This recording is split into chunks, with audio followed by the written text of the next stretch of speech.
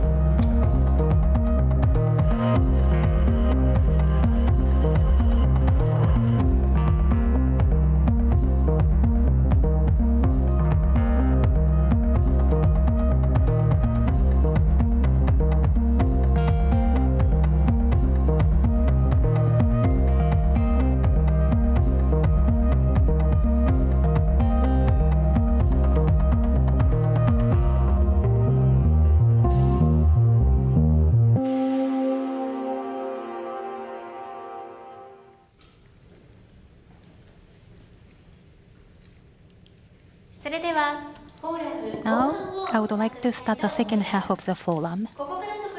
The program from here on is a joint session with the Consumer Affairs Agency.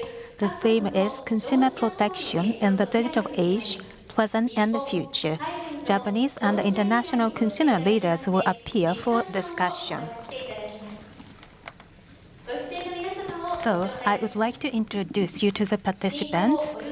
And as a coordinator and a facilitator, Vice Administrative Chief, Strategic Headquarters for Frontiers of Consumer Policy, Consumer Affairs Agency, Master Hitoshi Aimoto.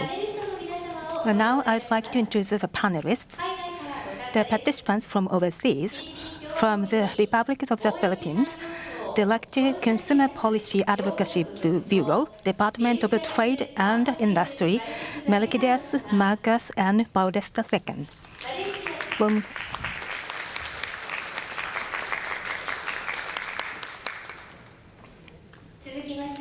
So next is from Malaysia, the Deputy Secretary General, Minister of Domestic Trade and the Cost of Living, Ms. Rosalina binti Wahab.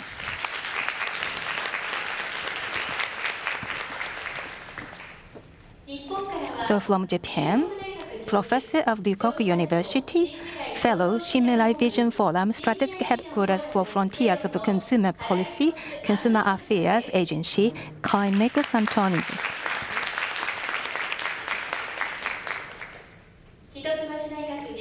Professor Emeritus Hitotsubashi University, Visiting Senior Research Fellow, International Consumer Policy Research Center, Frontier of Consumer Policy, Consumers Affairs Agency, Mr. Atsuneo Matsumoto. So these are the speakers for today's session. So now I'd like to hand over to Mr. Ayamoto. Thank you very much for your introduction. My name is Ayamoto, Vice Administration Chief of Strategic Headquarters of Consumer Policy, Consumer Affairs Agency. And thank you very much for joining this session, despite your busy schedule. And first, I'd like to briefly introduce the purpose and the structure of the session. So the digital techniques and advancements of and there are a lot of consumer-related issues and consultation related to the consumer digital transactions. And because of the advancement of the consumer issues, the crossover trade is very easy. And however, the number of the issues, the troubles related to the consumer trading is increasing. So we are going to talk about the consumer issues among the panelists, and we'd like to promote and policy drafting of the consumer issues. So today, the Philippines and Malaysia and the EU's issue is going to be shared by the three panelists, and after that we are going to have an exchange of opinions. The first keynote speaker is Mr. Valdez, Director of Consumer Policy and Advocacy Bureau, Department of Trade and Industry of the Philippines, will speak on the consumer protection in the digital age. So his presentation will be 15 minutes. Mr. Valdez, please.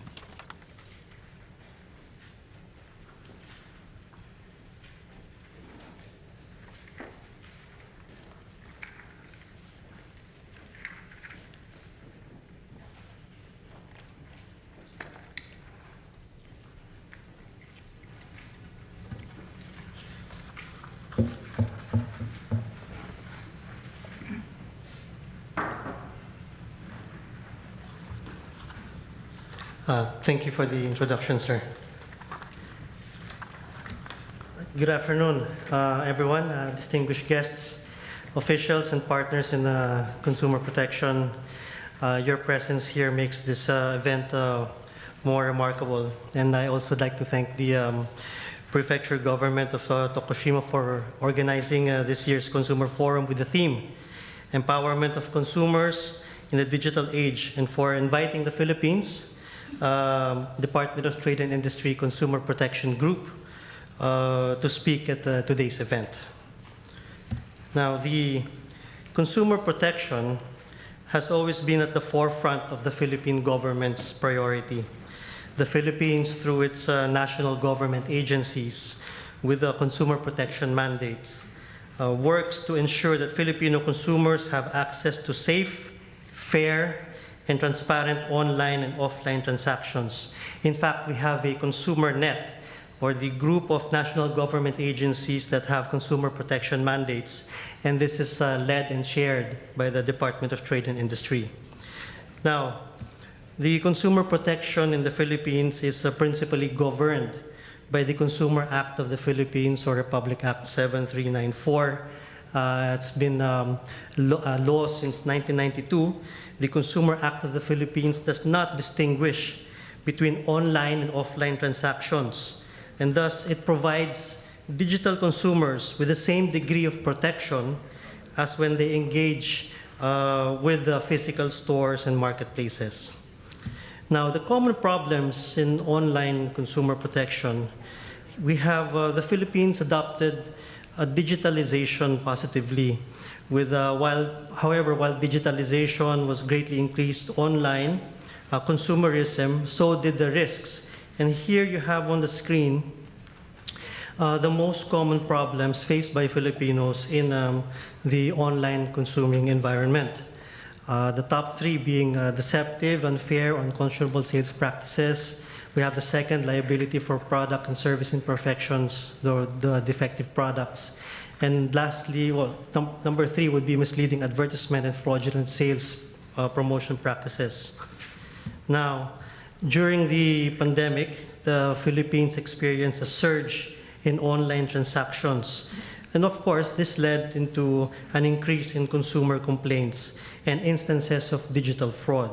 Now, as you can see here on your screen, from 2019 to 2020, the complaints received increased by more than 5 times. We have from 10,918 to 57,839. However, in the following years, after noticing this increase, and we had to increase our advocacies on consumer rights education, the number of complaints decreased from 57 to 31,000 in 2021 to 27,000 in 2022. Now, the surge, nevertheless, the surge in consumer complaints, this serves as a clear indication of the pressing necessity to prioritize and strengthen consumer protection measures in e-commerce. Here we have some emerging issues in consumer protection. Now, I would like to highlight that these currently have our attention as regards e-commerce. And for one, we have the data privacy issue, where consumers worry about their personal information, where the information is collected, stored, and even shared by companies. We have data breaches and unauthorized access to personal data. And now, recently, this has been in the news. I'm not sure if it reached the news here, but we've had some hacking incidents of government websites. The next would be the misleading advertisements and dark patterns. Now, deceptive advertising, dark patterns, and marketing practices, this has been a challenge, and regulatory bodies have been working to address issues related to false claims, exaggerated product benefits, and hidden terms and conditions. Now, although dark patterns have been prevalent for years now, the increased rate of e-commerce adoption has brought to the forefront the damage these dark patterns can cause. Now, lastly, we have artificial intelligence. Now, consumer protection concerns arise when systems make decisions that impact our individual rights and well-being without transparency and accountability. So I think that's really the key for artificial intelligence, would be the transparency and accountability. For some of the initiatives of the Department of Trade and Industry Consumer Protection Group, the department is committed to protecting the rights of consumers, the rights and interests of consumers. Now, at the domestic level, we have various initiatives we implement to ensure consumer protection in e-commerce. These initiatives range from policy initiatives and cross-border consumer protection in cooperation with other regional and international partners. Now, let me share some initiatives that respond to the needs of consumers in digitalization. For policy initiatives, we have a number of lists of policy initiatives that address the rights and responsibilities of consumers. But let me highlight just two for today's event. First, we have the guidelines for online businesses, reiterating the laws and regulations applicable to online businesses and consumers. This was released last year. It was in a joint issuance by the Department of Trade and Industry with 5 other national government agencies of the Philippines. What is important here is that we simply highlighted the fact that laws governing offline transactions should, at the same level, govern online transactions. And the next policy initiative we have is the Internet Transactions Act.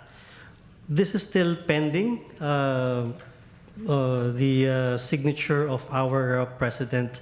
However, the department is quite excited with the Internet Transactions Act, and if this bill is passed into law, we would have created the mandatory online business registry. What is the online business registry? It's a requirement for all e-commerce merchants to register in that registry, to be handled by the department, so that we can avoid fly-by-night transactions from the merchants. Now, for our complaints handling, I mentioned earlier that there was a significant spike in consumer complaints during the pandemic, and as an immediate response, the DTI strengthened and continued to espouse its no wrong door policy.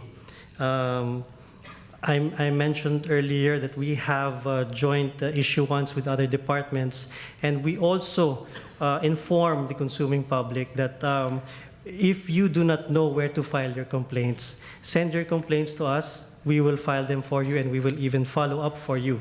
That is our no wrong door policy, because you know, in the Philippines, they usually do not know where to go when they have complaints against merchants. So we believe that by implementing this policy, we will be able to assist consumers in exercising their right to redress. The DTI also encourages consumers to be vigilant and to assert their consumer rights in buying products, and to ensure protection and be able to get the best value for their money. Should consumers exercise their right to redress or the right to be compensated for misrepresentation, substandard goods, and unsatisfactory services, they may file their complaint with the DTI. Here we have on the screen the very simple filing process, but I've also here on the right side of the screen all the contact points where the complaints may be filed. Now, just recently, I believe it was last October 13, I'm pleased to share that the DTI has launched its Philippine Online Dispute Resolution System, or as we call it, the Consumer Complaints Assistance and Resolution System, or CARE system. This is a web-based consumer complaint portal where consumers can file their complaint and seek redress for products purchased or services availed of in the Philippines. It aims to automate the consumer complaints handling process of the government by interlinking the consumer protection facilities of member agencies of the Consumer Network, or Consumer Net I mentioned earlier. It also aims to provide redress to overseas consumers who purchase products and availed of services from the Philippines. Now, this move is to ensure a high consumer confidence in the Philippine market. Now, at the regional level, the Philippines currently chairs the ASEAN Committee on Consumer Protection, or ACCP, the ASEAN sectoral body dedicated to consumer protection. The ACCP works to ensure that consumers in the ASEAN region have a safe access to fair, safe, and transparent online and offline transactions. The DTI also has close coordination with the consumer protection authorities in the ASEAN through this body. Now, the consumers in ASEAN may file a complaint through the ACCP website, which will be acted upon by the focal points of the member states. Also, last year, the DTI forged a partnership with the Korea Consumer Agency, which aims to enhance consumer complaints handling and provide redress mechanisms for Filipinos and Koreans. And earlier, right after lunch, I was informed that there was also a similar memorandum of agreement between the Philippines and Japan, as similar to the complaints handling process. And I'm also excited when I get back home to read through that agreement and execute. Now, we also have our membership in the ICPEN, where we closely coordinate with the consumer protection and enforcement agencies of outside the ASEAN. Now, for our advocacy initiatives, the DTI strives to create and broaden consumer awareness of their rights and responsibilities through the conduct of various activities, like the annual celebration of the World Consumer Rights Day every March 15. And we also have the Consumer Welfare Month, which we celebrate every October. And just recently, the DTI Consumer Protection Group, we highlighted the CWM with the theme Gen S, or Generation Sustainable, to highlight the rise of more sustainability-oriented consumers. We also have the Consumer at Iba Pa. At Iba Pa is a Filipino for and others, so consumers and others. It's the longest-running DTI radio program, and award-winning as well. This program has been airing for 18 years now. It's a consumer education program that discusses issues and concerns on consumer rights and responsibilities, product quality and safety, and frontline government services and projects. Now, we also have the DTI Legit Check. To further safeguard consumers online, we established a tool to identify and distinguish reputable online stores, especially in Facebook. Shops that do not have the required appropriate business registration are required, or requirement business registration, or seem suspicious, we post them here in the DTI Legit Check Facebook page. The efforts on the Legit Check has been sidelined recently by the Consumer Welfare Month and our launching of the online dispute resolution system. However, this coming November and in the months to come, we will be exerting more efforts in the DTI Legit Check page once again. Now, we also have the Consumer Care webinar series, and we make available our short messaging service to the public, as well our Dear Consumer Care. It's a short video platform where we explain consumer rights and responsibilities using particular scenarios that we receive from our query points. Now, finally, one of our recent activity projects on advocacy is the Consumer Care Advocacy Initiative, a project aligned with the ASEAN strategic programs for consumer protection, aimed to widen and deepen the understanding of the general public of their rights and responsibilities as consumers. Now, the CCAI was inspired by our ASEAN neighbors. I'm not sure if the picture is quite big enough, but if you can see there, the DTI entered into partnerships with public and private sector owners of bulletin boards, billboards, and other advertising media located in transportation facilities and main thoroughfares to provide the public with free information on their rights and responsibilities. And through this agreement, the DTI is able to provide that information free of charge.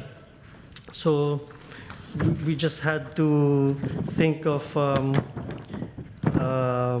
out-of-budget solutions for out-of-the-box problems. So to close, I would like to urge consumer protection authorities to recognize the transformative power of digitalization and impact in consumers, to our consumers. Our dedication to staying vigilant and proactive is instrumental in fostering a secure and trustworthy digital environment and e-commerce ecosystem. Let's all work together to ensure that as technology advances, consumer protection advances with it, in creating a digital marketplace that benefits everyone. Thank you, salamat, at mabuhay. バーデス様ありがとうございました。続きまして、マレーシア国内取引生活費省副事務総長のロザリーナ様にデジタル時代における消費者保護現状と未来についてお答えください。So next, Rosanini, Deputy Secretary General of the Ministry of Domestic Trade and Cost of Living, will going to give us a presentation.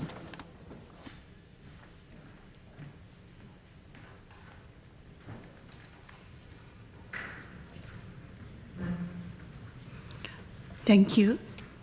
Very good morning, good afternoon to Mr. Hiroshi Aimoto, Vice Administrative Chief, Strategic Headquarters for Frontiers of Consumer Policy, Consumer Affairs Agency, CAA Japan, distinguished panelists, delegates from CAA Japan, delegates from Tokushima Prefectural Government, and distinguished attendees of this forum. First and foremost, representing Malaysia, I would like to thank the Tokushima Prefectural Government to invite Malaysia to be a panelist in Tokushima International Consumer Forum 2023. I am Rosanina binti Wahab, the Deputy Secretary General, Consumer Empowerment and Management from the Ministry of Domestic Trade and Cost of Living, or MDT, and I have working experience of 31 years with the Government of Malaysia. It is my pleasure to join you today to share my insights and engage in meaningful discussions with all of you in this conference with the theme Consumer Protection in the Digital Age, Present and Future in Malaysia. Let me give a brief history of the Ministry of Domestic Trade and Cost of Living. Established on the 27th October 1990 to promote the development of domestic trade, as well as to improve the effectiveness of consumer protection in Malaysia. The Ministry's functions in consumer protection and empowerment, responsible for policy making and law enforcement on consumer protection in Malaysia. And its core consumer protection functions are, we have Consumer Protection Act 1999 or CPA 1999. We also established Consumer Complaint Management System. We also established Tribunal for Consumer Claims. And we also established a Consumer Product Safety Division at MDTC. This is for consumer protection. And under consumer empowerment, we continuously improve on our consumer advocacy and also education to make sure that the public are aware of their rights in consumer protection.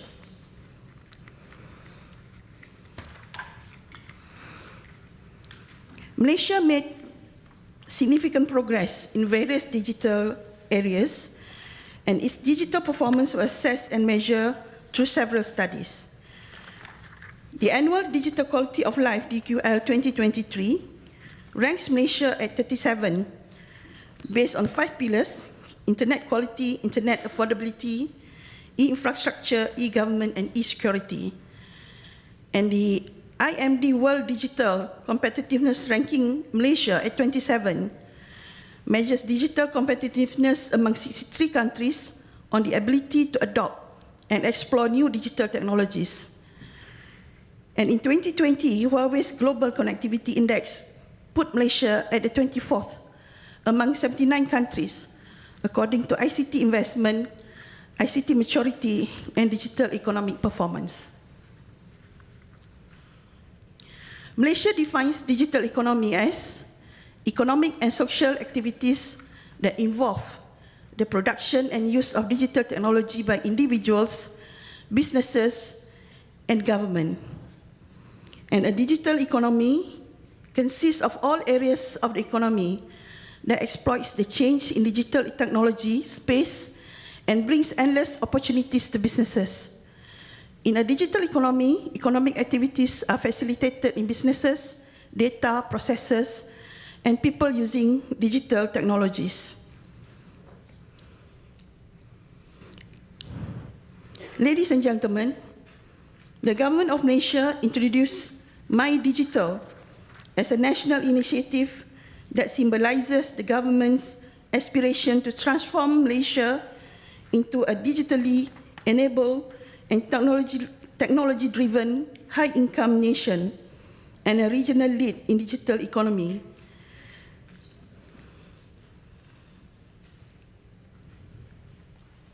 And e-commerce in Malaysia, or electronic commerce, has become an integral part of our daily lives in Malaysia. Like many countries around the world, we witness a seismic shift in consumer behavior and business practices due to the rise of e-commerce. It has opened new avenues for entrepreneurship, job creation, and economic growth. The adoption of smartphones, widespread internet access, and changing consumer preferences have fueled the exponential growth of e-commerce. Distinguished guests, the National E-Commerce Strategic Roadmap 2.0 is a 5-year plan ranging from 2021 to 2025 that aims to further accelerate the growth of e-commerce in Malaysia. And NESR 2.0 is guided by 3 underlying principles and 6 strategic thrusts. Under the NESR 2.0, Ministry of Domestic Trade is entrusted to review existing legislation relevant to e-commerce and drive enforcement, as well as to improve promotional efforts for existing verification programs. These are the legal framework for commencing e-commerce in Malaysia. Commencing an e-commerce business in Malaysia, the business must ensure that they adhere to e-commerce, legal compliance, and consumer protection laws under the purview of the various government authorities. They are required to register their business with Companies Commission of Malaysia under the Companies Act 1956, and the businesses must implement robust cybersecurity measures to protect consumer data and payment information in line with Personal Data Protection Act 2010 under the Ministry of Communication and Digital Malaysia. The businesses also must ensure that the consumers' rights are well protected during transaction and post-transactions under several laws and regulations such as the Electronic Commerce Act 2006, Consumer Protection Act 1999, and Electronic Trade Transaction Regulations 2012, which directly under the purview of my ministry. Malaysia's e-commerce landscape is dynamic and diverse. It encompasses a wide spectrum of businesses, from small online boutiques selling on social media and social marketplaces to multinational e-commerce giants selling on website and online marketplace. We have Shopee, Lazada, Zalora, and a long list of it. In a recent report by the Department of Statistics Malaysia, the spectacular trajectory of e-commerce growth in our nation has been unveiled. The e-commerce income for 2022 amounted to 1.09 billion ringgit Malaysia, which is equivalent to USD 235 billion, rose 6% compared to the year 2021. Consistent with the experience globally, the COVID-19 pandemic has acted as a catalyst for Malaysia's e-commerce growth. The restrictions and safety measures imposed during COVID-19 have led to a surge in online shopping and digital transactions in Malaysia. The figure for the first quarter of 2023 are nothing short of astounding. With a total income of 291.7 billion, we witnessed a remarkable year-on-year growth rate of 10.4% compared to 264 billion in quarter 1, 2022. Despite the strong growth of e-commerce, also recorded increasing consumer complaints in Malaysia. This year, from 1st January to 31st August 2023, the total number of complaints related to online transactions reached a significant of 10,000, making it the highest among all categories of complaints received by the MDT. So among the complaints are non-delivery of goods and services, goods services received are not as offered or advertised, misleading prices and advertisement, counterfeit or fake goods, and fraudulent business and scams. And the number are keep on increasing. Ladies and gentlemen, Malaysia has made number of efforts to protect online consumers and ensure a safe and secure environment for e-commerce. Some of the initiatives taken by the government is first, legal measure and law enforcement. Second is collaborative engagement with industry. Third, interagency cooperation.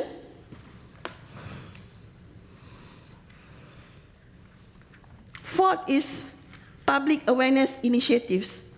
These include campaigns to make the public aware that they have to be aware of their rights and they have to know the sources from where they want to buy the goods and services. So in the pipeline, the progress of Malaysia in the e-commerce landscape is a dynamic journey that necessitates the collaborative efforts of policymakers, industry, stakeholders, and partners. The following areas require prompt attention. First, enhancing the regulatory framework for consumer protection with a particular focus on issues like counterfeit products, data security, and misleading or deceptive practices. Second, enhancing the accountability of platform providers by encouraging self-regulation and urging their alignment with international directives such as the EU Digital Service Act and Digital Market Act to create a safer digital environment for consumers. Thirdly, addressing cross-border challenges related to geographic and language barriers, price and tax differentials, and dispute resolution. Fourthly, reviewing and adapting a comprehensive e-commerce regulatory framework to align with consumer demands, technological advancements, and industry progress.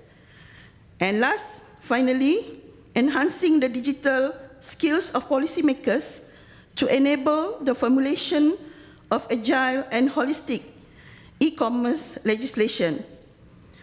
With that, we have come to the end of my presentation. I believe our discussion in this forum is pertinent for us to reap the benefits from our mutual beliefs and understanding, focusing on current consumer issues and challenges posed by the rapid digitalization. Thank you for your kind attention. では、ニーヤ様ありがとうございました。続きまして、Sir, thank you very much. And next, I'll go Antonios Karakaikos. Please do that in presentation on the current state of the EU consumer protection law in the digital age. Karakaikos Sensei, please. Thank you very much. My name is Dino Karakaikos. So, in accordance to the presentation, I will talk about the current state of the EU consumer protection law in the digital age. So here, this is my self-introduction. Because of that, time constraint, I'll skip them. So please refer to it later on. So I have only 15 minutes. So I'm not going to talk about the contents of the laws, but then I will talk about the current status of EU on the whole. So you can see the 7 topics on the screen. I will touch upon each of them. First, digital fairness. So currently, the digital fairness is a hot topic in the EU. So in EU, the fitness check is ongoing there. What is the contents? they're checking on the contents regarding the consumer protection standard on the online and offline, whether that they are on the same level or not. And the final the result will be revealed in the second quarter of the 2024. As you can see at the bottom, the scope is quite extensive, and as you can see, that unfair commercial practices, obligation of the business to provide an information and a fair contract clauses. So personally, then if we see that the disclosure of the final result, this will be that referred to Japan as well. So which means that this result will have the impact on Japan. Next slide. As I mentioned, when it comes to the digital fairness, it is an ongoing process, but some of the measures have been already realized. For example, in Japan, the digital contents and services directives and sales of goods directives, these are that then getting attention in Japan. So these ones, that they're not conformed to that contract. If that is the case, the consumer have the remedies, and these are that they go unified in the digitally and non-digital this transaction as well. But why it is important, as you can see at the bottom, so currently the goods with the digital elements such as smartphones, smartwatches, smart homes, and so on. So we have those goods together with the digital element are the streamline in the society. And currently, I believe that is same as in the Japanese laws. But when it comes to the digital part, if it is the non-conformity to the contract, how that the law will handle that. So in case of the Japanese laws, it's not clear. But when it comes to EU laws, it is clear. So this digital element, the non-conformity, is also considered as the non-conformity to the goods contract as well. So in this way, that when it comes to the digital and the non-digital and online and offline, that they secure the same level of the laws and the regulations. However, there's some digital unique aspect as well. You can see that the two examples here on the screen. Number one, we have the PL, the product liability law. Actually, that the model of this law is that the EU, that the product liability directive, and now they are under the revision process.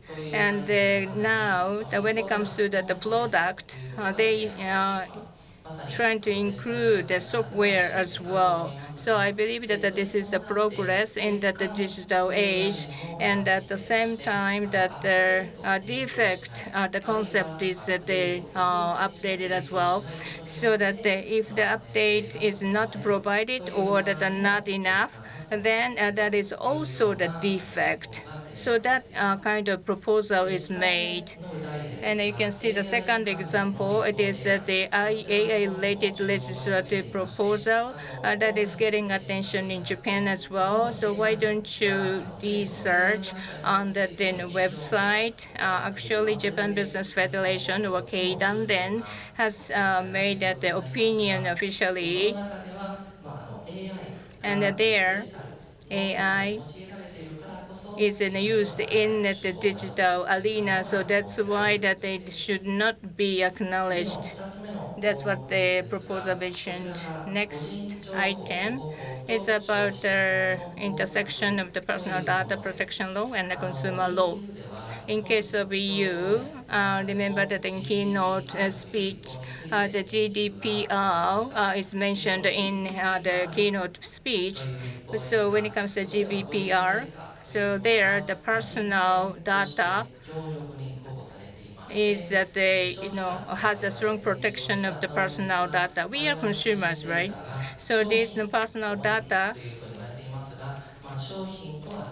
should not be that in a commodity. That is what the GDPR mentioned. But on the other hand, if you see that the reality, and also the in the research papers as well, so personal data is in functioning as a fuel, or that there are some, the oil, so they're playing that the load. So it's not a commodity. However, that the personal data generate the money. So that is a reality in the digital society. So personal data wise, and especially in the digital business, it is indispensable, essential element. And Professor Matsumoto will talk about this later on. So we mentioned about the digital contents and the digital services. In order to access that, we need to provide the personal data, and we're not going to pay instead. So that kind of business model does exist. So Professor Matsumoto will mention about that later on in his presentation, whether this is free of charge or whether it is with charge. But when it comes to that, or the EU, they get an attention as that the legal framework as well. And number three, personalization of the transaction method and the consumer protection. So here, EU has so much attention to this one, as it is well discussed. When it comes to that the digital transaction in EU, we use the personal data, and then they will personalize the commercial practices. So you can see the two specific examples here. So number one is the personalized pricing. As the keynote speech mentioned, and they covered the specific examples. The second one is the dark patterns. So, and they are using the technology to address our psychological state. If it is in a digital state, so let's say that they gather that personal data to understand that what I like and what kind of transaction I will do, and then they try to pinpoint me to make it effective. That is what the dark pattern. And it is well discussed in Japan as well. But EU-wise, they make that one advancement of the discussion. So personal data, big data, so it means the aggregation of the personal data. They utilize that to protect the consumers. So the consumer protection law can be personalized or not using that. That kind of discussion is ongoing. And so which means that the AI gathered my personal data, and in order to protect me, that how it can be that effective mentioned, and also that as the legal framework, so let's say that the personal consumer will provide in the personal data, and based on the personal data, they will provide the effective information. That kind of things that are discussed in EU. And number four, strengthening the business obligation to provide information. So on the one hand, and then ensuring that the degree of that the transparency through the provision of the information, and it is then well expanded in EU. So especially transparency, that is the key word. As you can see here, high degree of transparency need to be secured. There are two examples here. And about one, personalized pricing. So in order to do that, the operator needs to provide the information. We are doing the personalized pricing. So number two, expansion of the subject. So when it comes to that the obligation to provide an information, usually that the business provide the information to the consumers. But nowadays, even the transaction-wise, the third party online platformer will provide that the information of the consumer to the business. So that kind of an obligation does exist. However, on the other hand, the consumers are human beings. They receive that so much information, and even if they have the right information, it is difficult to process in the streamlined manner. So, for example, or they mentioned the paternalistic intervention that's visible these days. So remember that the Japanese are the K-Danden, Japanese are the Business Federation.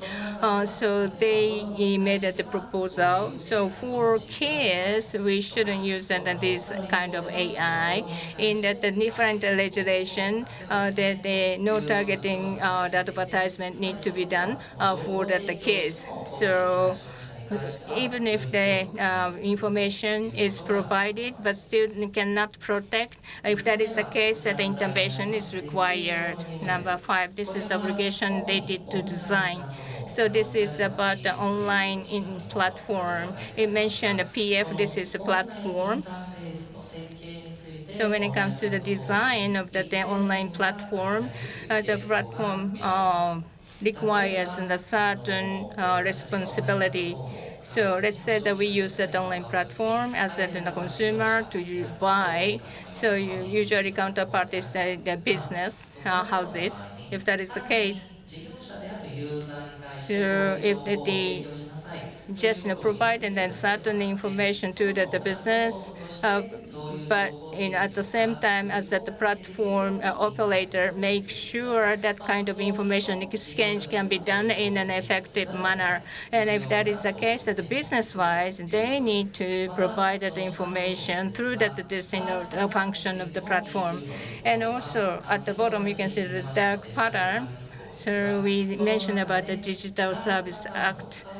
So make sure that the online interface need to be designed by the platform operator to avoid any dark pattern design. So kind of the very theoretical, but if you see at the bottom, and this is a type of the co-regulation by state and online platform. There are 2 items ensuring that the effectiveness. So in the world, so if you say like only that the picture in the wall, it's just a picture, we cannot do anything, right? And so therefore that it has to be effective and implementable. So something you can say is that in digital-wise, we need to have that some measures to do the implementation. As you can see at the very top, because some measures in the digital world need to be secured, and it is there in an EU. And also at the bottom, you can see in case of EU, we have SWIPs. We need to do that certain checks so that the EU member states and the stakeholders got together to check whether the illegal the representation is there on the website or not. So for example, those kind of check is done. And the last one is the international aspect. So in case of the digital world, it is a cross-border world. So of course that international collaboration is required, but in case of EU, we have the Digital Service Act. And when it comes to the digital transaction from the outside of EU to EU, and then they need to have that representative inside of the EU region. So I call this one as the second line, the physical nature in the digital society. So you can see that the study committee at the bottom, I was the member as well. So there's a direction indicated in this study committee. So in the future in Japan, that the same direction might be established. Well, that's all from my side. Thank you very much for your attention. Thank you very much, Krakow-san. So next one is about the situation in Japan, and I will talk about the initiative of the CAA related to the consumer protection in the digital age.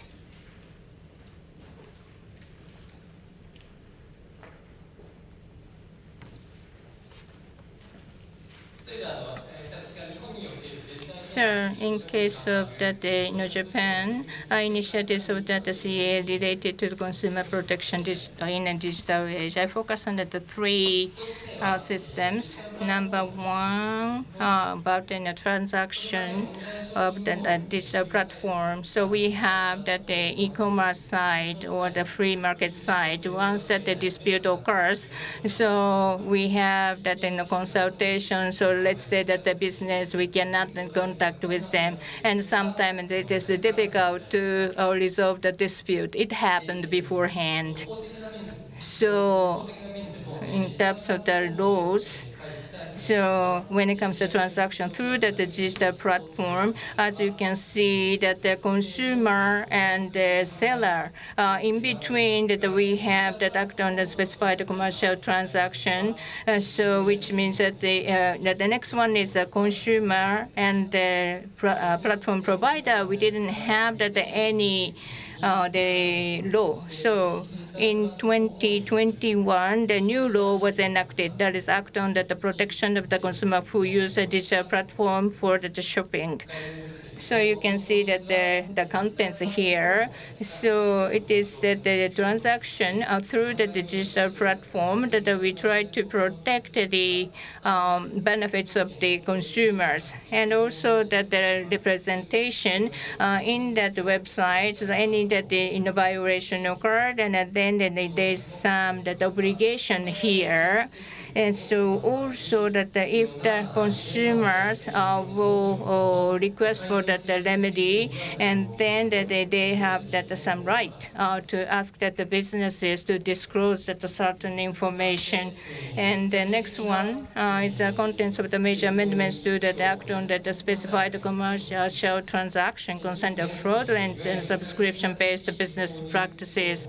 So that kind of things that are ongoing in Japan. So when it comes to that the subscription-based business, the consumer could not understand on that the website, and so which means that then the presentation on the screen was not enough. Therefore, that the CAA in 2021, so we made that the revision of this act. So you can see that the some the revision items. So the first one is about the final screen for that the mail order e-commerce. So they make sure that they need to put the certain items, otherwise they will get the direct punishment. And also they have that the other the obligation to show that the items.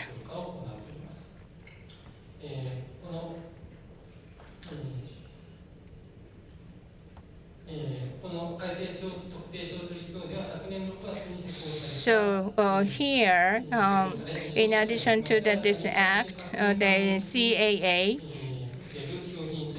regarding that description on that the final screen for the mail order, that we have the guideline, and then it is shown as that the public notice.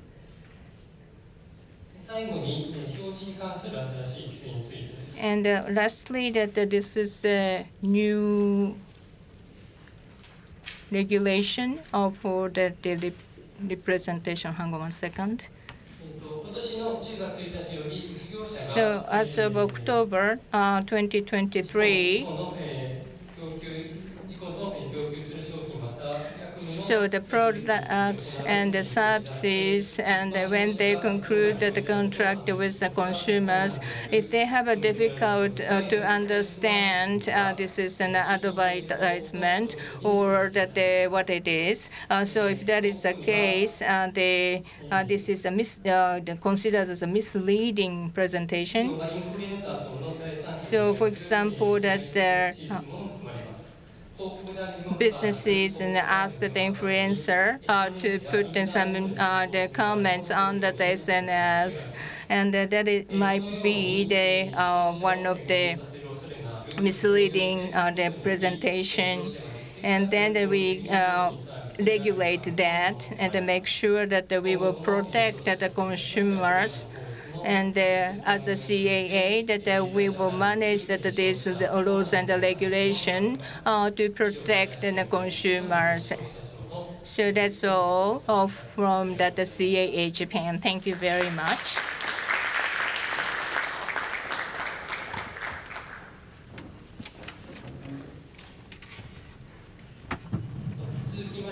Okay, next.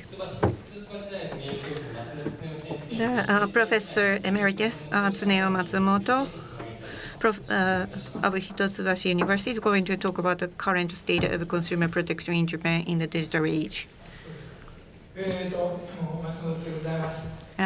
Hello, I am Matsumoto. In 2009, thanks to the efforts by the Governor Gotoda and the Prime Minister, the Consumer Agency was established, and at that time I served as a chairperson. And then I was a director for 7 years in the consumer center. And I was involved in the demonstration experiment in Tokushima. So I visited Tokushima many times, and this is it's been quite a while, but I'm glad to come back to Tokushima this time. So let me begin.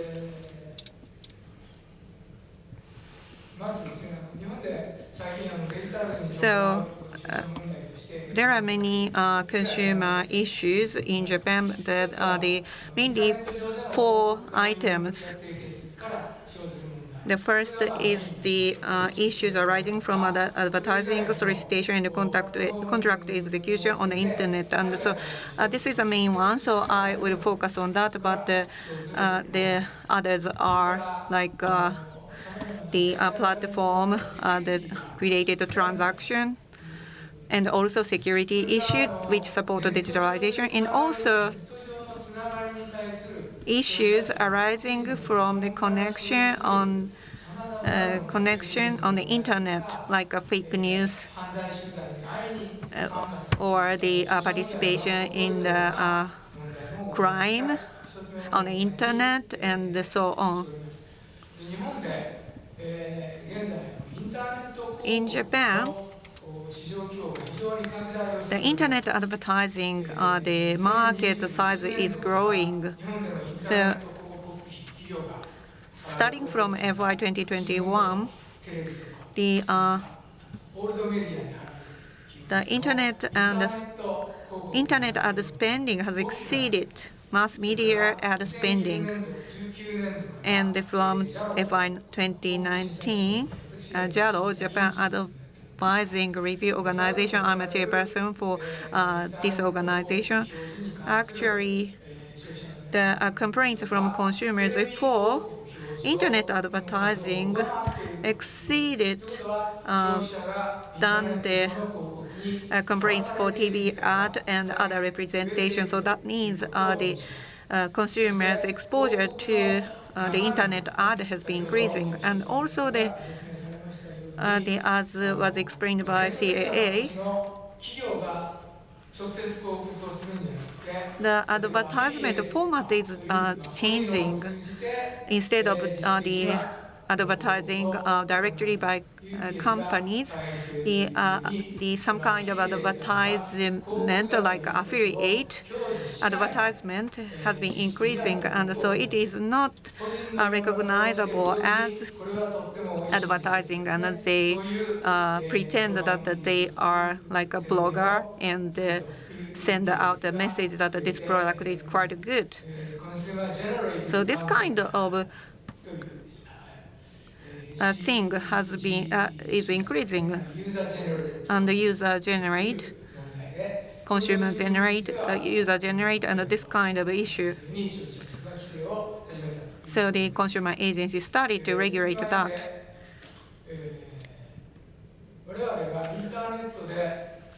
And actually, when we access the internet, sometimes we purchase, say, paid service, and when we purchase something on the product, of course we have to pay for that. But there are many things we can utilize for free of charge, like internet search, like the post, some information on the blog and so on. But this free of charge service has been increasing. This is a characteristic. But the model for consumer protection in consumer transaction in Japan is based on the consumer contract as a paid contract. So the example is the specified Commercial Transaction Act. So what is specified here is that is for a paid service.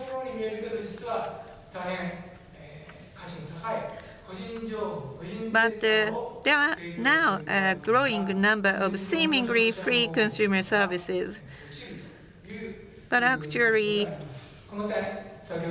that they are utilized as the valuable asset, and in that case, this act doesn't cover such cases. But EU already have a regulation. So the personal data, which was collected for free of charge in the advertising business is conducted, that is the network, how they make profit out of internet business. And this is also the case for Google. They make a huge profit because of this model.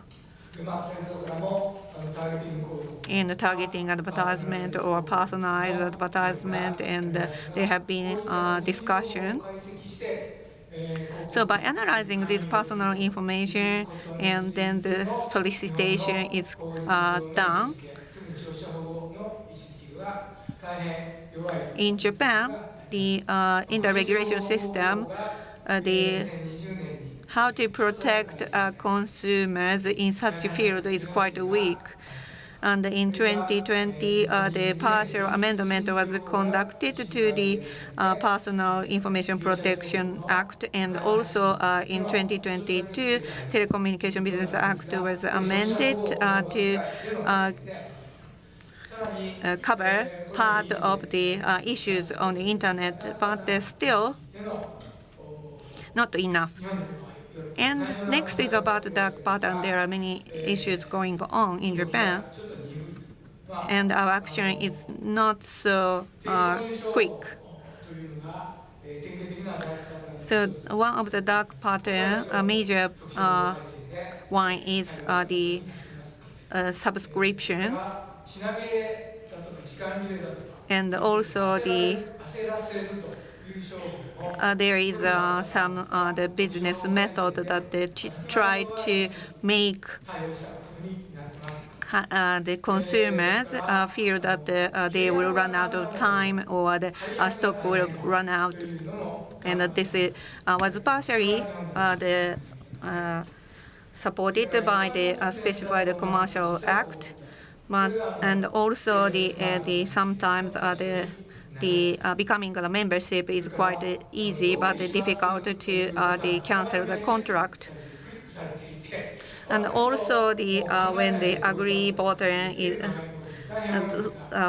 and also agree button is pre-selected for the agree or reject part of the page. And these are the dark patterns, but there is not discussion going on in Japan. And why is that? The internet, the contract for the internet purchase or the service purchase on the internet, they are categorized as the mail order sales regulation. But it was actually established in 1976, and the basic contents remain the same even now. So we are following the rules 50 years ago. So in 1976, so the mail order sales that was mail order sales on a paper base. So the catalog shopping using the catalog is provided or distributed to you, and then you check the catalog and select the items you want and make a phone call or send a order sheet. So there was a sufficient time between the advertisement and the contract.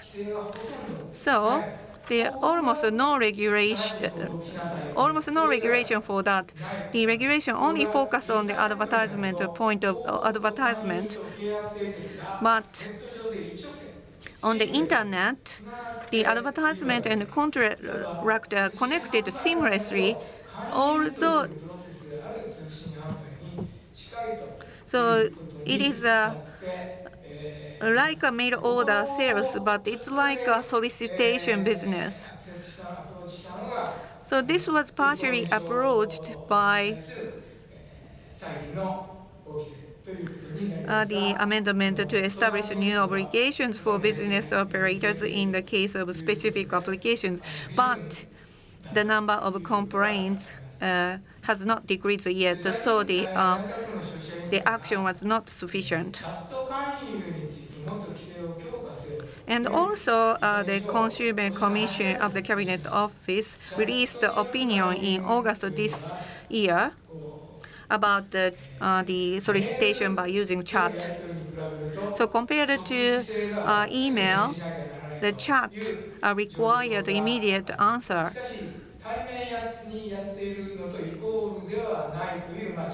But it is not the face-to-face, so it's in between. But it is similar to telemarketing sales. So the regulation needed to be strengthened for this kind of format, and that opinion was released by the Cabinet Office. And finally, the digital vulnerabilities. So there are three types of consumer vulnerabilities. The general disparity in information and bargaining power between consumer and businesses, and also vulnerability of specific demographics and groups. And the third one is vulnerability anyone can develop depending on the situation. So in digital society, as it develops, so the different kind of vulnerability is coming to emerge. So one is you believe that you make a decision on your own, but actually you are manipulated by others. So the individual personalized targeted advertisement and the pricing, and by looking at that, and you are satisfied, and so in that case you are manipulated, and so this is also considered as vulnerability. So this kind of vulnerability issue require further discussion. With that, I would like to conclude my presentation. Thank you. Thank you, Professor Matsumoto. So based on the discussion so far, we'd like to have an opinion of exchanges. So regarding the consumer protection in the digital age, you had made a presentation, and based on the current status of consumer protection in the digital age in your each country, what do you think will be the challenges in the future? So I'd like to give you each of you for 3 minutes. So the first speaker is going to be Mr. Baldus. Thank you, sir. So it's the challenges in the future. Am I correct? So I mentioned earlier that we have some emerging issues on data privacy, artificial intelligence, and dark patterns. So this is what we are highlighting now. However, what I think is really the most important for any consumer protection agency would be ensuring the guarantee of redress. And as well as transparency in automation. So as long as we have the guarantee of redress and transparency in automation, even if we have artificial intelligence, even if we have e-commerce hidden behind computers, hidden behind technology, as long as we have the guarantee of redress, as long as we have the transparency of automation, we will not have any issues addressing emerging issues. So I think that's what we need to focus on. If I can borrow from economics the equilibrium point. So I think we should just lessen government intervention and let the market forces do their transaction if they may, and so long as we can see, we can happen what's behind, we know what's happening behind closed doors, and we can give the consumers that guarantee of redress, I think we'll be able to address the any other issues that would arise. Thank you, sir. ありがとうございました。 Thank you very much. And Ms. Luzanini, it's your turn. Given the prevailing condition of consumer protection in the digital age across different nations, it is expected that several challenges will emerge in the future as follows.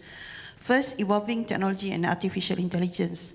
As technology advances quickly, new online scams and frauds will emerge, making it tough for regulators to keep up with this development. The increasing use of AI and automation in customer service is a major challenge too. These technologies may pose issues related to consumer rights and fairness, including the risk of AI algorithms being biased in decision-making, potentially leading to unfair or discriminatory treatment of certain consumer groups. Secondly is cross-border transactions and dispute resolution. With the growth of e-commerce, cross-border transactions will become more common, making it challenging to address consumer protection issues that span multiple jurisdictions. At ASEAN level, cross-border transactions and dispute resolution come with various challenges, such as diverse regulatory environment, infrastructure disparities, language and communication barriers. ASEAN Committee on Consumer Protection addresses these issues through development of various ASEAN guidelines to harmonize regulations, improve infrastructure, and strengthen legal frameworks on consumer protection within ASEAN region. Thirdly is data privacy issues.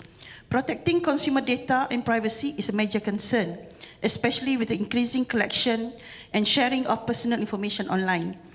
Unauthorized access and the release of this data can lead to data breaches, causing problems like identity theft, financial loss, and harm to one's reputation. In some cases, personal information ends up being sold in the dark web. And another challenge is digital literacy. Promoting digital literacy to help consumers identify and avoid online scams is an ongoing challenge, particularly for vulnerable or less tech-savvy individuals in Malaysia. This challenge is amplified by the fact that many victims are professionals and retired government servants. In the year 2022, there were 9,200 reported cases of e-commerce fraud, resulting in 140 million in losses. The trend continues this year, 2023 until September 2023, with 8,800 cases reported, leading to 163 million in losses. And another issue should be dark pattern, which is become an emerging global issue. Dark patterns or deceptive designs are tricks in website and app design meant to manipulate consumers and cause harm to them. Examples include false subscriptions, redirects, persistent pop-ups, and hidden fees. While many dark patterns harm the consumer, they may not be illegal under existing consumer protection laws in many countries. It's an emerging issue that needs a multifaceted approach and can benefit from cross-border cooperation. E-commerce has many consumer benefits, no doubt about it, like more choices and easy shopping, However, some governments are considering bans on online shopping platforms due to potential negative impacts on the traditional economic system, such as price competition, where we can see online prices can be lower, hurting physical stores' ability to compete. Second is unregistered sellers. Some online sellers are unregistered, so their products may not meet safety or quality standards.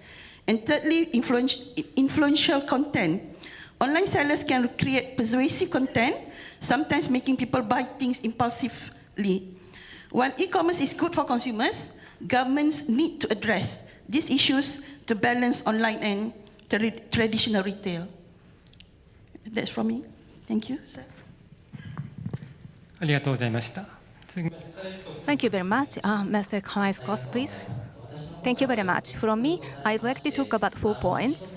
And I'd like to avoid the overlap of the presentation and the lecture by the panel, but not to Mr. Havres Luis Diaz mentioned, picked up these topics, and how we are going to deal with the generative AI. So this is one of the challenges facing us and the consumers. And we talked about the automation and the digitalization. However, we are born as a human being, and we have 5 senses, and we are living. And so this is a kind of, fair resources is the time. So this is a common for us.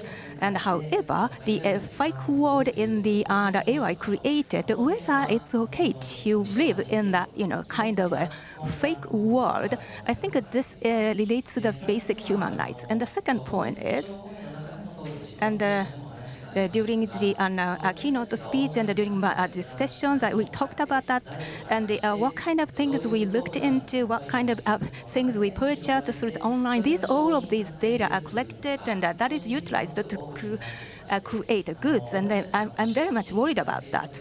And maybe we are becoming a kind of products, not consumers. We are dealt with by us, the products, and we are becoming commodities. So I'm also concerned about that. And the third point is, so we have an issue of the digital divide, and during the keynote speech, there is a kind of topics on that and the digital divide, and whether we are able to access to the online, and whether we have a literacy for the online devices or something like that. So, and at least I think this may create disparities among people, and I think also the digital enforcement, the forcing everybody to access to the online. I think this is also a very source of fear. If we force the people to access to the online, and without online we cannot do anything. So that may happen. So, and maybe we need to have a kind of right to not to access the online, not to access the internet. So I think that should kind of rights should be discussed. And also the lastly, and offline and out of the digital, and if there is no issue, and I think I'm very worried because if it's in the real world, it's a problem. However, if it's in online, there is no issue for that. I think we are facing the same issues, and we pick up these as the same issue. So I think we really need to prepare and think about that. So that's all from my side. Thank you very much. 皆さんの意見を聞いてて。Matsumoto Sensei, please. So that the Kaiskos Sensei mentioned at the very last part, I believe that in 1998 or 1999, so OECD CCP, consumer protection in the e-commerce, that they made a recommendation from the secretariat, and I was one of the working members participating in that. the first emphasis was that to make sure that we need to do that their consumer protection in a brick and mortar as well as in e-commerce. That was the principle of the principle. And then now in 2023, are we realizing that or not? Well, in many cases, not yet. And that's what I feel. Especially that when it comes to the digital divide, and it is related to that. In the future, maybe that we cannot do any shopping with cash anymore. So I gotta use that whatever kind of pay or those QR code. Is it allowed in Japan or not? In case of Japan, luckily, we have that self-register, so we can use the cash, and even that those cash payment can be done. So far, without having that application, we can do the shopping. But the other countries, some of them, we cannot do that. So how are we going to address that? And the second thing. So regarding the personal information, based on the personal information, to what extent advertisement can be done? That is the fundamental issue, because especially for the kids advertisement, we have that we don't have any regulation regardless of age. That's very rare in the world.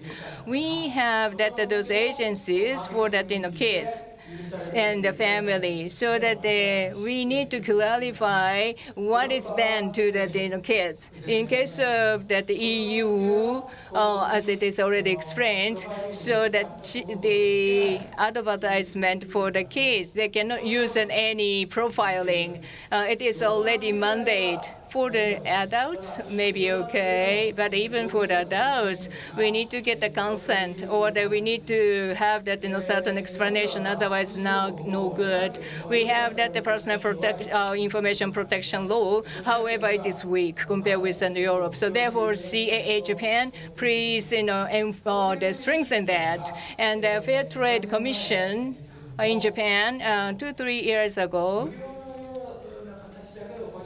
It seems to be that free of charge, but actually the providing that the personal information, if that is the case, it is that the subject to the transaction violating that the law. So it mentioned that. So therefore, that when the personal information is acquired, and beforehand, if the businesses then they did not provide enough information, or the explanation was not enough, if that is the case, then it's violating that in the trading the commission or the law. So therefore, that it is the platform use the operator is the dominant against the user, so that they need to make that ample information. And without having that, they're just collecting the information. That's violating the law. That was a very unique way of the explanation. If it is enough ample the explanation, then can the business houses do anything? That's another story. We need to consider one as well. But anyway, that with the information, and then they're doing the personalized advertisement. So that is that requires that the clear-cut representation on that screen.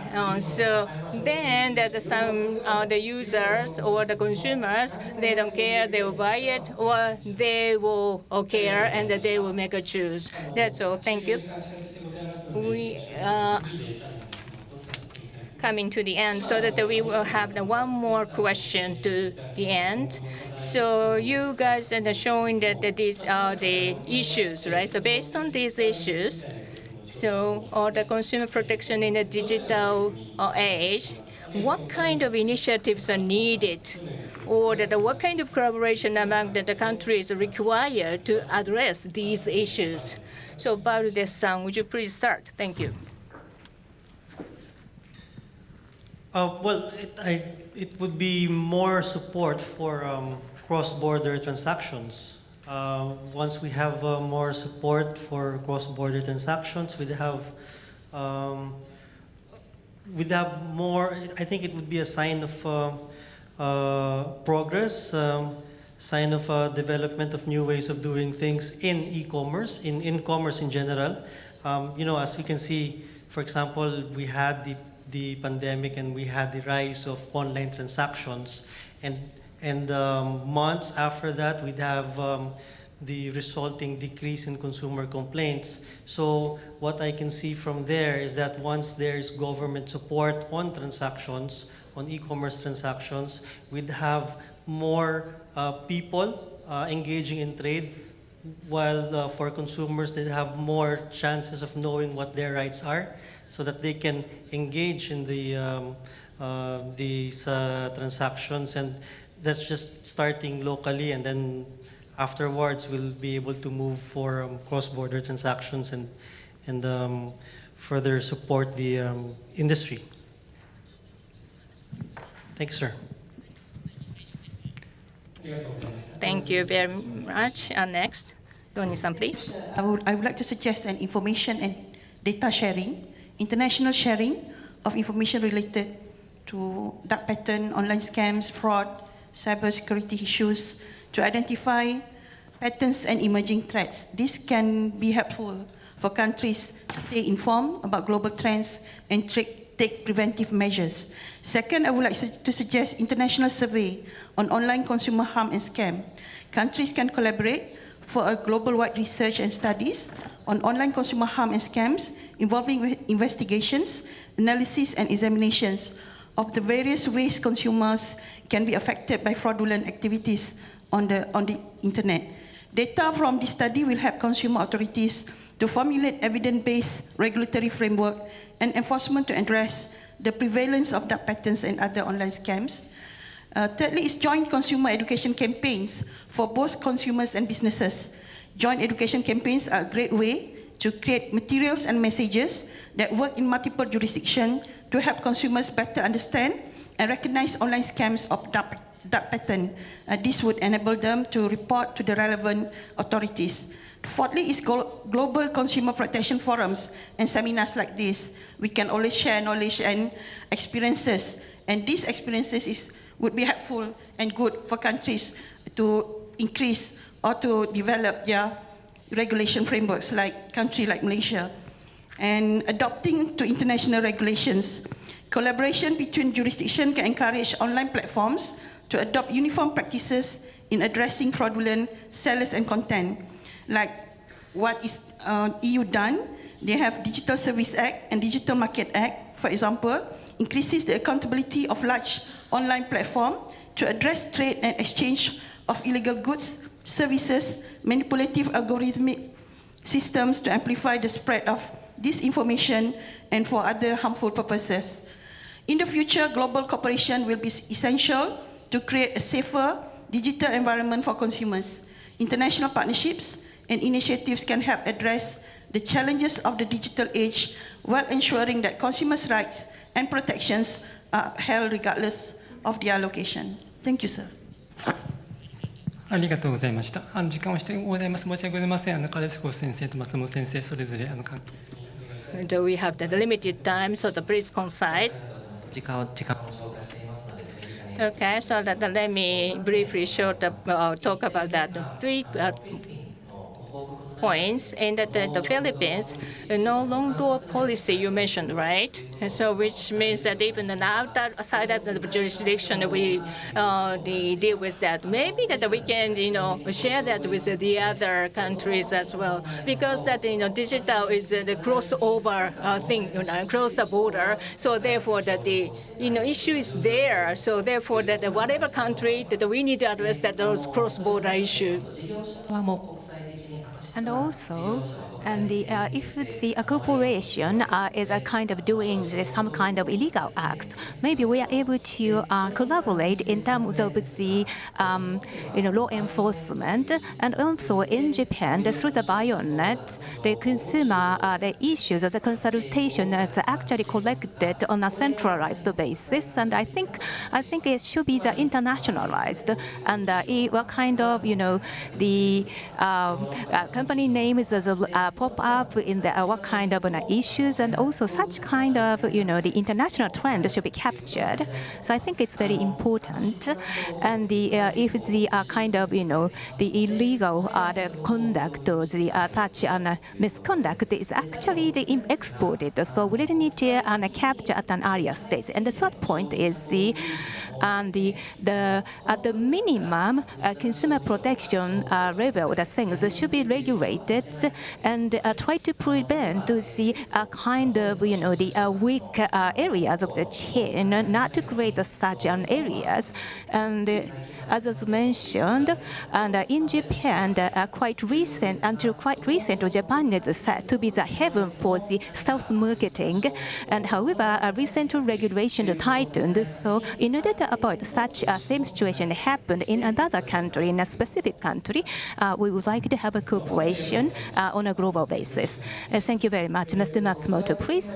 So I think the consumer protection the international level, the fraud that is happening, and I think there are several ways of doing that. Maybe the first one is the soft measures to tackle that.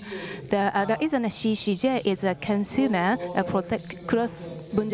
cross-border consumer complaint center at the agency, and at the National Consumer Center at each country. So we are actually handling the issues and having a collaboration with them. And in between, there are two organizations and connecting the Japanese consumers and overseas organization, and the DTI from the Philippines and the FOMCA from the Malaysia. So these are also the organization I actually visited to conclude the agreements. And this is the one thing. And the second thing is that if we cannot resolve the issues, we are going to go to the court. However, the international, the international the code of the trial is take a lot of time and need a lot of money. So I think this kind of good level international cooperation is necessary. And the third point is we need to regulate and control the illegal people and illegal acts. And such international cooperation is necessary. I think, of course, each country need to protect their own consumers. And if the your company is based in your country and they are actually damaging the other consumers, well, we are controlling that. However, in some cases, cooperation based in another country is not regulated by the one country. So this kind of things happen. We need to have a cooperation, international collaboration to control and govern them. So, cross-border regulation by the government is, I think, necessary. So that's all from my side. Thank you very much for sharing. And lastly, so I'd like to summarize today's session. So the four panelists made a presentation, and I think the digital society, and there are a lot of benefits for that, and we see the generative AI's issues, and we are seeing the new challenges as new risks, and at each country. So, and we are facing the this kind of risks and challenges, and we are taking measures to tackle these issues. So that kind of things were shared, and that so transaction is down across the border, and only one country cannot solve the issues. So we need international collaboration in order to solve these issues. So these are actually the presented from the panel.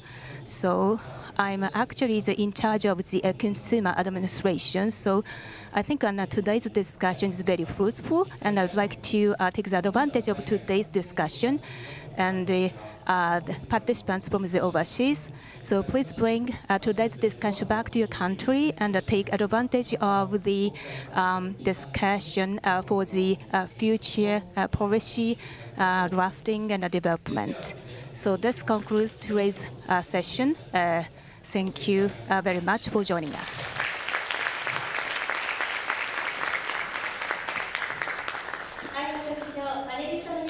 I'm Moto-san, panelists, members. Thank you very much from each of your position that we get a very valuable explanation and a report. Give them the big hands one more time. Thank you. Thank you.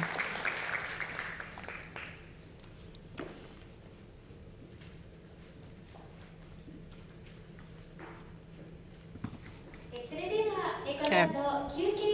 We will have the break from now on. And then, starting from 3 o'clock, we will have the final session. From 3 o'clock in the afternoon, we will have the final session. The final session is the future session by the new generation leaders. So please stay tuned.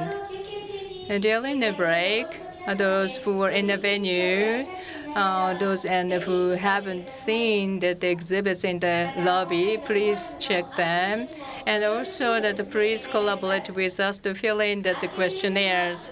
And the questionnaire-wise, it is inside of the Congress bag you have. Once you fill in, and please submit it in the collection box at the reception. And we also put in a QR code on the online listeners. Please read the QR code and fill in the questionnaire. Thank you.